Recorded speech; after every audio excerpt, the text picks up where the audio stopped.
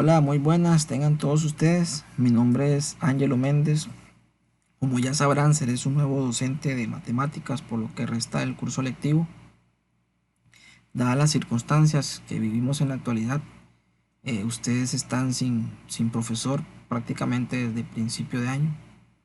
Es por eso que decidí realizar esta pequeña presentación para intentar evacuarles un poco las dudas que surgieron con respecto a las guías que les envié el día martes a los grupos de octavo de cada uno de ustedes.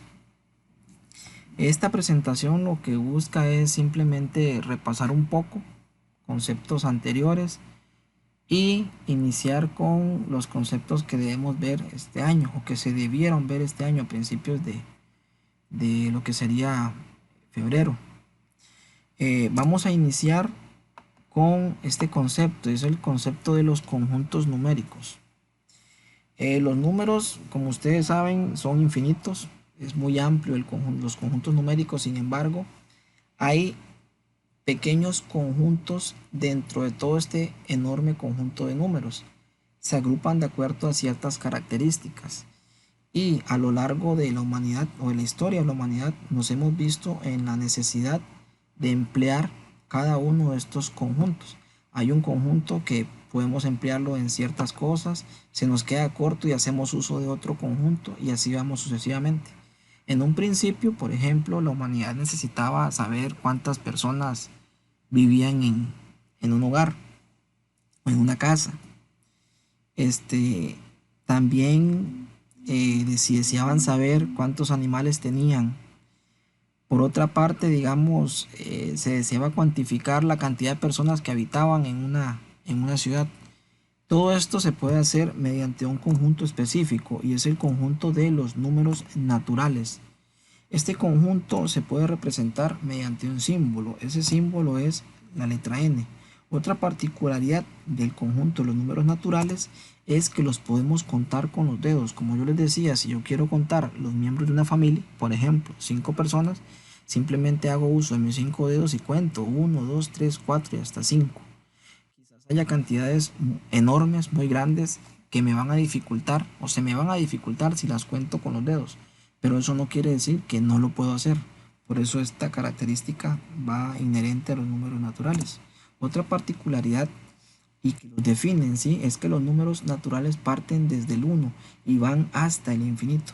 Eso nos permite dar la siguiente representación, esto en notación de conjunto numérico, donde dice que n es igual al conjunto formado por los elementos que van desde el 1 hasta el infinito, o en palabras más sencillas, el conjunto formado por el 1, el 2, el 3, el 4, el 5, el 6 y esos puntos suspensivos que me indican que van hasta el infinito.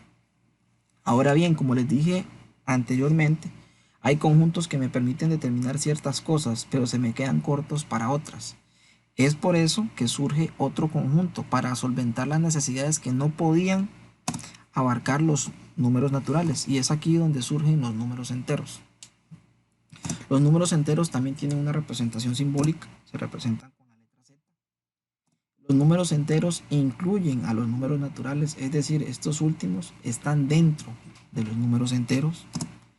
Aparecen los números negativos y esta es una importante característica de los números enteros porque me permite hacer mediciones de cantidades que los números naturales no permitían. Por ejemplo, las deudas. Las deudas se pueden contabilizar como números negativos.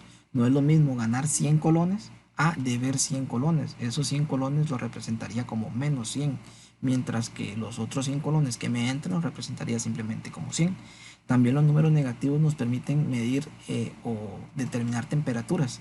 Por ejemplo, la refrigeradora en la casa, una refrigeradora común, eh, trabaja o se puede medir su temperatura quizás desde los 4 grados en promedio en la parte de abajo, donde están las verduras y las demás cosas, hasta los menos 25 o menos 30 grados en la parte del congelador.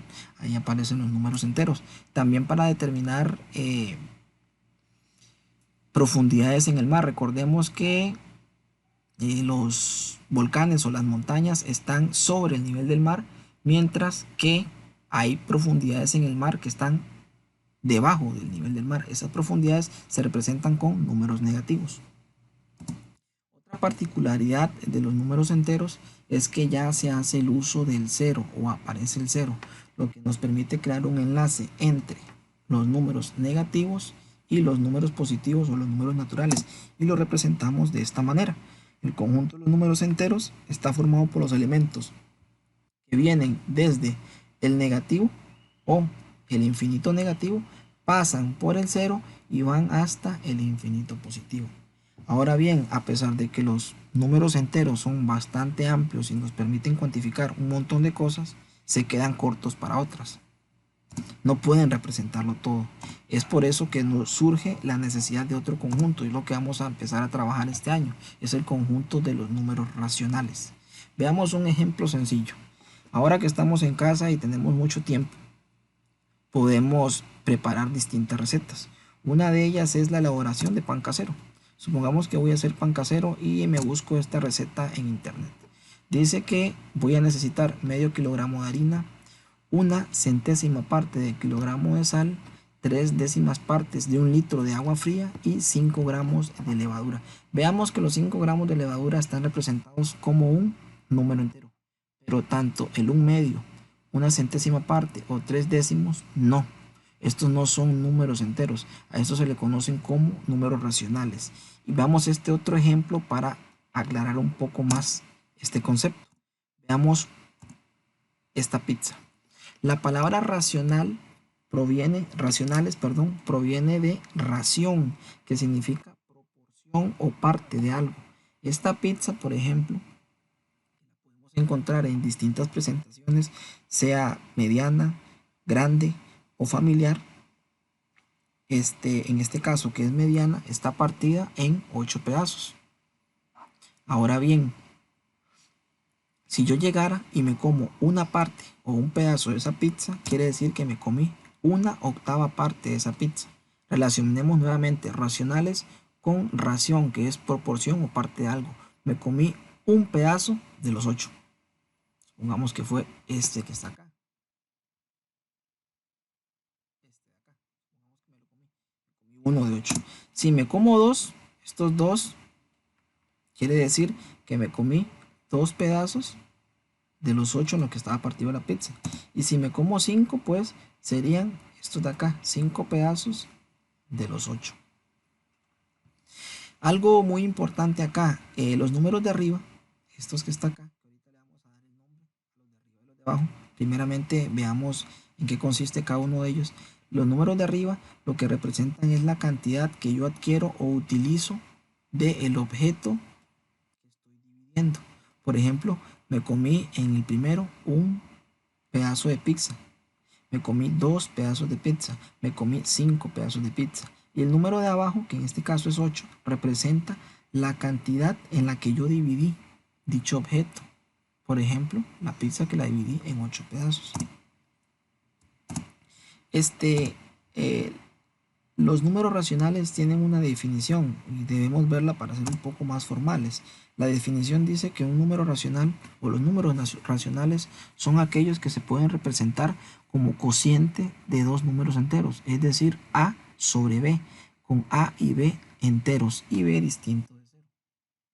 Esto lo que quiere decir es que el número de arriba y el número de abajo deben ser números enteros, los que conocíamos anteriormente, 1, 2, 3, 4, menos 1, menos 2, menos 3, menos 4. Pueden ser cualquiera de ellos, pero el de abajo siempre debe ser diferente de 0. Nunca puede ser 0 porque se me indefiniría. Los racionales también tienen una representación simbólica. Hacemos uso de la letra Q para representarlos.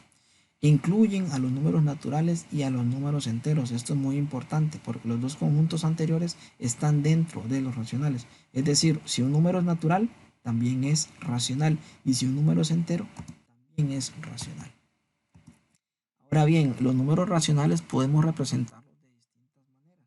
Por ejemplo, como una notación fraccionaria, como una notación decimal y como una notación mixta o un número mixto. Veamos el primero, la notación fraccionaria. Habíamos dicho que es de la manera a sobre b, donde el de arriba se le conoce como el numerador y el de abajo se le conoce como el denominador. Lo he dicho anteriormente. El de arriba significa la cantidad de partes que yo adquirí o que hago uso, que me como o que utilizo, mientras que el B representa la cantidad de partes en las que yo dividí el objeto. Un ejemplo ya con números, por ejemplo, 2/5. Ese es un número en notación fraccionaria, un número racional en notación fraccionaria. Veamos la otra representación de las notaciones fraccionarias. Existen dos tipos de fracciones: las fracciones propias, que son aquellas donde el numerador es menor que el denominador, por ejemplo, un medio, vemos que 1 es menor que 2, y las fracciones impropias, donde el numerador es mayor que el denominador, por ejemplo, 5 medios, vemos que el 5 es mayor que el 2. Vayamos ahora con la notación decimal. El 2.25 es un número racional representado de manera decimal, donde también tiene sus partes. Decimos que el 2 es la parte entera y el 25, que es el que está después de la coma, es la parte decimal. Ahora bien, los decimales podemos decir que hay decimales finitos como 0,245. Finito significa que termina, no hay una continuidad. Vemos que 2,45 no sigue. El 2.25 o 2,45 también es finito. Terminó aquí en el 5, no va más allá. Sin embargo, hay decimales que son infinitos periódicos, como por ejemplo el 2,5666666. Esos puntos suspensivos significa que el 6 aún continúa hasta el infinito. Se puede representar también como esto que está acá, 2,56 con esta raya arriba. Esto significa que este 6 se repite indefinidamente. Para no hacerlo de esta manera, que es un poco más larga, lo acortamos con esta otra. Ahora también vemos que este decimal infinito periódico tiene sus partes. Esta de acá es la parte entera y esta de acá es su parte decimal. Esa parte decimal tiene otras partes. El que está solito y que no se repite después de la coma es el anteperiodo, y lo que se repite se le conoce como periodo.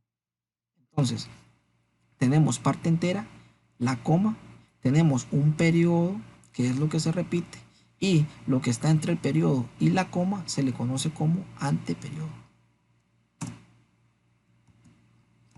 Ahora veamos la notación mixta. La notación mixta es esta que aparece acá y se lee como 2 y 3/5. Tiene su parte entera, que sería este 2, y tiene su parte fraccionaria, que sería este 3/5. Ahora vamos a ver cómo pasar números en distintas notaciones hacia cualquiera de las otras. Puede ser, por ejemplo, de fracción a decimal, de decimal a fracción, de mixto a fracción, de fracción a mixto, etcétera, etcétera. Vamos a iniciar con pasar de fracción a decimal. Supongamos que tenemos la fracción 1/2 y lo vamos a pasar a notación decimal. Esto es muy sencillo y vamos a hacer uso de la calculadora. Simplemente agarramos el 1 y lo dividimos entre 2. Ese resultado nos va a dar 0.5. Con las calculadoras científicas puede ocurrir que si ustedes dividen 1 entre 2, les va a seguir dando 1 sobre 2. Para pasarlo a notación decimal, simplemente tocamos la letra S, sí y solo sí de. Si tocan esa letra que está arriba, si tocan ese comando que está arriba de la tecla del, van a pasarlo a notación decimal. Otro ejemplo sería pasar la fracción 1/3 a notación decimal. También podemos hacer uso de la calculadora. Simplemente dividimos 1 entre 3 y la calculadora, posiblemente si es científica, nos dé otra vez 1 sobre 3. Nuevamente solamente tocamos S, sí, solo sí de, y nos va a dar este resultado que está acá, 0,3333 hasta el infinito. Recordemos que la calculadora lo da de esta manera, pero nosotros podemos resumirlo como 0,3 raya arriba. Esa raya significa que eso se repite hasta el infinito. Ahora veámoslo al revés, para pasar de decimal a una fracción. Cuando el decimal es finito, vamos a dividirlo en dos, porque recuerden que tenemos decimales finitos y decimales infinitos periódicos. Cuando el decimal es finito es muy sencillo. Por ejemplo, pasar 2,35 a notación fraccionaria es muy sencillo. Simplemente lo ponen tal cual aparece en su calculadora. 2,35 lo meten en la calculadora y automáticamente les va a tirar la fracción. La fracción sería 47 sobre 20. Ahí no hay nada que hacer. Se complica un poco cuando vamos a pasar de decimal infinito a notación fraccionaria, porque vamos a hacer uso de esta fórmula, que parece un poco engorrosa, sin embargo al momento de ponerla en práctica es sencilla. La fórmula dice que vamos a agarrar el número sin la coma, le vamos a restar la parte entera y todo eso lo vamos a dividir entre n veces el 9, este 9 según la cantidad de números que tenga el periodo, y n veces el 0, que es según la cantidad de números que tiene el anteperiodo. Veámoslo con un ejemplo para que quede mucho más sencillo. Supongamos que tenemos que pasar 0,5 a notación fraccionaria. Si recuerden que esa raya arriba significa que el 5 se repite indefinidamente. Entonces, el número completo simplemente sería 5. Le vamos a restar la parte entera. La parte entera es 0. Lo vamos a dividir entre varios 9 dependiendo de la cantidad de números que tenga el periodo. Como el periodo solamente tiene un número y ese número es 5, entonces vamos a poner solamente un 9. Entonces procedemos a hacer la operación 5 menos 0, 5. Y el 9, como no tiene nada, queda solo. Entonces, la notación fraccionaria de 0,5 sería 5 sobre 9. Veamos otro ejemplo. Pasar 1,3 a notación fraccionaria. Repito, el número que está solo es 1 y 3, que es 13. A eso le voy a restar la parte entera. La parte entera es 1. Luego lo voy a dividir entre n cantidad de, entre n veces 9. Eso dependiendo de los números que tenga el periodo. Como este periodo solamente tiene el 3, que es un número, voy a colocar solo un 9. Procedo a realizar la operación. 13 menos 1, 12. Y el 9 no tiene con quién, pues me queda 9. Ahora bien, esto se puede simplificar. Tanto el 12 como el 9 tienen tercera. La tercera de 12, 4. La tercera de 9, 3. Y esa sería la fracción que estábamos buscando. Veamos el ejemplo 3, 2,25 a notación fraccionaria. El número completo sería 225. Le voy a restar la parte entera, que sería 2. Y lo voy a dividir entre n cantidad de 9. Como hay dos números, lo ven, es 2 y 5 que pertenecen al periodo completo. Son dos números, entonces coloco 2 9. Procedo a realizar la operación. 225 menos 2, 223. Y el 99 no tiene con quién, queda simplemente 99. Eso no se puede simplificar y esa sería la fracción. Veamos ahora de fracción impropia a fracción mixta y viceversa. Vamos a iniciar con pasar de fracción impropia a fracción mixta. Es importante aclarar que solo se puede hacer esto si la fracción es impropia. Cuando era la fracción impropia, podemos repasar anteriormente y nos decía que la fracción es impropia si el número de arriba, es decir, el numerador, es mayor que el denominador. Así vamos a hacer uso de esta conversión. Vamos a pasar la fracción 15 sobre 7 a número mixto. Y vamos a dividir simplemente como lo hacíamos en la escuela. Vamos a dividir 15 entre 7. 15 dividido entre 7.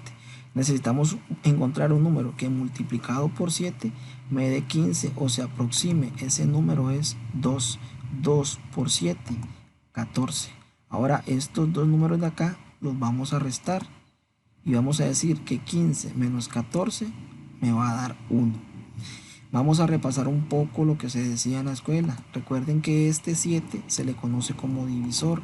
A este 2 se le conocía como cociente y el 1 era el residuo, lo que sobraba.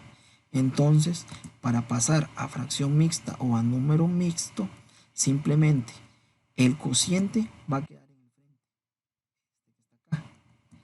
El residuo va a ser el numerador y el divisor va a ser el denominador. Y de esta manera nos queda la fracción mixta o el número mixto, 2 y 1/7.